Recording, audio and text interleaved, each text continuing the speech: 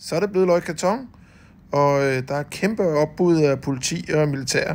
For de sidste år har der været nogle problemer med lidt ballade, men jeg føler mig tryg nu.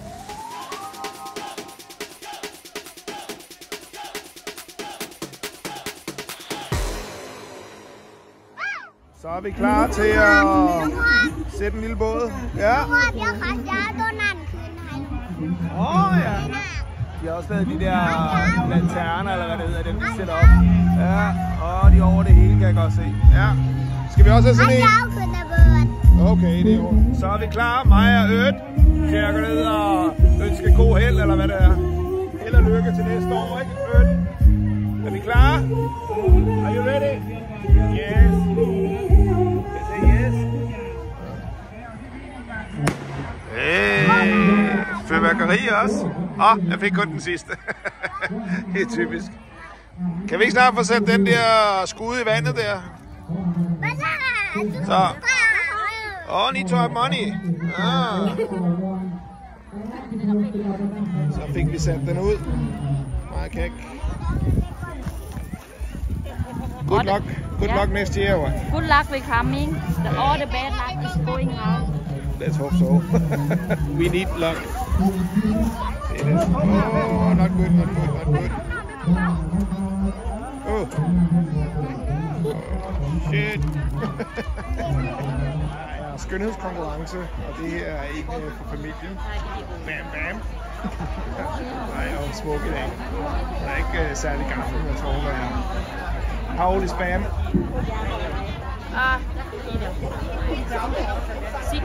16. mange piger. ผอ.ครับจากการมอบดอกไม้จะได้ตำแหน่งขวัญใจประชาชนด้วยในตอนนี้ก็อีกสักครู่ Efter pigerne har gået en lille tur og vist sig frem, så er det tid til, at man skal give dem nogle blomster. Så køber man sådan nogle blomster, det koster 100 baht på sådan en lille buket. Man kan også give dem de her pengebælter rundt om halsen. Og så dem, der får flest, de vinder så. Jeg er ikke helt klar over, hvor langt hun nåede i konkurrencen, men jeg synes, hun klarede det fint. Der er jo noget mere.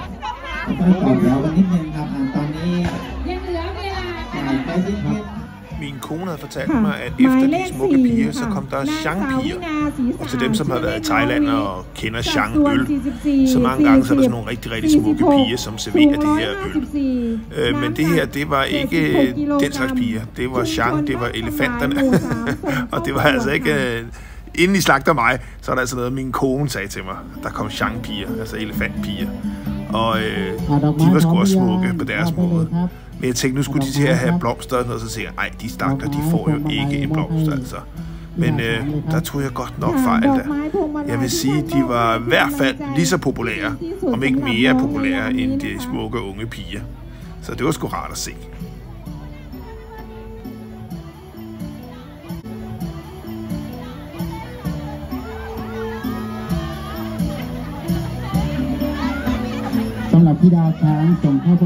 Og for at sikre, at det hele går rigtigt til, så er der altså et dommerpanel, der sidder og holder øje med de her piger, og hvem der får blomster, og hvordan det hele går.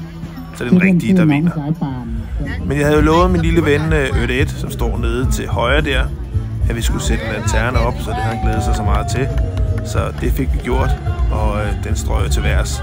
Næsten lige med det samme. Den skulle lige hjælpes lidt på vej. Det var virkelig, virkelig en hyggelig aften. Nogle gange kan jeg godt synes, at det bliver lidt for meget teg og lidt for meget larm og sådan noget, men den her aften, der nød jeg det virkelig i fulde drag, det må jeg sige. Så er det den næste lanterne, der skulle afsted. Det gik ikke helt så godt, men jeg er sikker på, at vi får et utroligt heldigt år i år. Fordi, som I kan se, så styrer den jo nærmest ned i vandkanten her. Og der er sådan noget græs lige de første 5-10 meter ud, hvor den simpelthen sad fast i, og så slæbte den sig henad. Og så når den kom helt hen til, jamen det må være det sidste græsstrå nærmest, hvor den hang i, så tænkte jeg, ej, den ryger ned i det her vand der. Men så læg lige mærke til, hvad der så sker. Så derfor så er jeg overbevist om, at vi får et fantastisk år i år.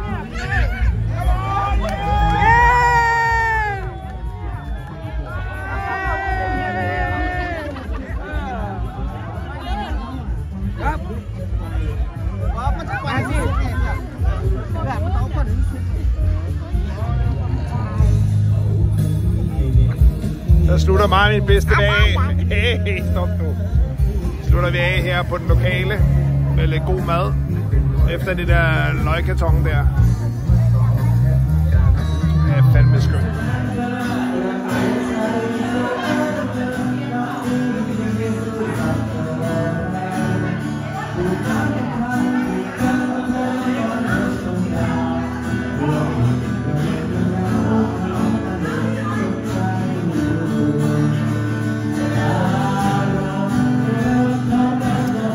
Godmorgen. Det er ved at blive en dårlig vane, det her. Nu er det fandme slut med familie og fester her. Nu tager mig min gode ven Ron til Udon Thani og tjekker det ud i 4 dage. Så følg med og se, hvad der sker på vej. See you! Jamen, jeg er jo allerede tilbage igen, men det skal jeg ikke lade nar af. Det var meningen, at jeg skulle have lavet en video, da vi nu ankom til Udon Thani, til hotellet. Men rent faktisk har jeg boet på det hotel før. Og jeg laver et link herop, der, hvor I så kan gå ind og se den video omkring det hotel. The Panerai. Fantastisk hotel. Kan virkelig anbefales, man vil bruge lige lidt ekstra penge, og man er oppe i Udon Thani. Resten af dagen, der slappede vi bare af. Det havde en lang køretur. Vi havde kørt i 7 timer, tror jeg det var deroppe. Så vi slappede bare af og var ude og få et par øl og sådan noget og nyde nattelivet i Udon Thani. For det er der masser af, må man sige, i forhold til, hvor jeg bor. Så sker der lidt mere deroppe. Men nok om det. Lad os smutte til næste dag, og så skal vi ud og spille lidt golf, fordi vi havde lige snakket med Ken Holm deroppe, og han havde anbefalet et sted, vi kunne gå op og spille noget golf. Så der kørte vi sgu lige ud en tur. Så er vi sgu Creek golfbane. What is it called? Royal Creek. Hold da kæft, det er fedt. Det var en kære Ken Holm, der sagde, at der lige var åbnet en helt ny golfbane herude. Og det skulle ligge tæt på, hvor han er ved at lave sit projekt. Så lad os komme ud og se, hvad det er for noget. Vi skal i hvert fald have booket en tid, det er helt sikkert. Det skal vi ud og prøve det her. Ej, hvor fedt. Endnu en god overraskelse, var. Hold nu kæft, hvor er det fedt, det her. Jeg ved ikke, om man kan fornemme, hvor smukt det er. Det er i hvert fald spritnyt, det her. Beep. Lad os komme ind og høre, hvad det koster, og hvordan det foregår her. Huh? Big surprise? Good surprise, I think. It looks very nice. It looks so nice. Virkelig et skønt sted. Vi har fået bestilt tid til i morgen kl. 8. Så tager vi sgu ud og prøve den her bane. Smukke omgivelser, må man sige. Virkelig stille og lækkert. Og en lille sted, man kan få lidt at drikke. Det bliver så godt. Så er vi sgu nået frem til Thani Beach. Og den kære Ken Holm. Han er her ikke lige nu her, så vi er kommet ham i forkøbet. Og det er jo også meget godt i gang imellem. Så skal vi ikke høre på hans snak. Ej, hvor har kønt, altså. Og sommerfugle vimser rundt. Det er godt nok et stort område. Hold da kæft, altså. Det er sgu noget af et projekt, det her. Men jeg har fulgt med i det sidste halve år eller sådan noget. Der er virkelig sket meget her. Hold da op. Jeg er imponeret. Kæmpe projekt. Ej, det skal nok blive godt. Nå, vi må lige vente på, at han kommer, og så må vi snakke med ham og se, om jeg kan stille de rigtige spørgsmål. Det kan du eventuelt også gøre, jo, hvis du kigger med. Hvis du har nogle spørgsmål. Jeg ved, at mange af jer har allerede stillet spørgsmålene, dem der skal stilles. Men det kan jo være, at du ikke er en, der følger Ken Holm. Så er du meget velkommen til at stille det her, så er jeg sikker på, at han vil svare på det. Men lad os lige vente på ham, og så se, hvad der sker. Så kom den søde Ken Holm, og jeg laver selvfølgelig en masse links til hans Thani Beach projekt og hans egen Facebook, så kan I gå derind og følge med også. Ja, jeg er en lille drillepind, jeg ved det godt. Vi havde en rigtig flot fremvisning af Ken Holm op i Thani Beach. Det kommer der meget mere om i den næste video. Jeg synes bare, at den ligesom kræver sin egen video næsten, fordi at, det var en grundig gennemgang af det meste af Thani Beach. Men det kan jeg glæde mig til næste gang.